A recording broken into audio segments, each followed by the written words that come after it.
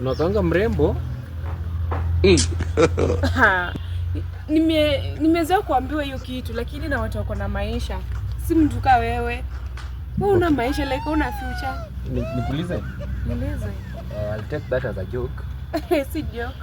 Naweza pata namba yako? Namba yangu. Sasa nimekosa watu wa kupiana namba. Nikupe wewe watchman, nitafanya. Ukata na simu. Wewe acha madharau. Kwani wewe unafanya kazi gani hapa? Mimi. Wewe si ni maid? Maid si ni nyamaza nikiongea. Nyamaza mwanaume watchman akiongea. Maid si ni mtu anamaliza kazi na class 8. Maid unasomea hiyo maid.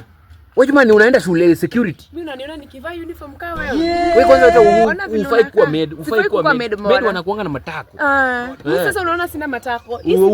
Una in fact ulikuwa unataka tu attention yangu. Unataka tu nikuongeleshe. Mbona sasa unataka nikuongeleshe?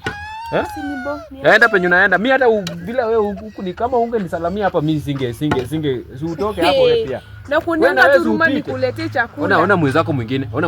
Pita enda. Ona haka. Huyu hata tuongelesha nangi. Nyinyi maid mnakuanga na kiburi sana. Kabisa.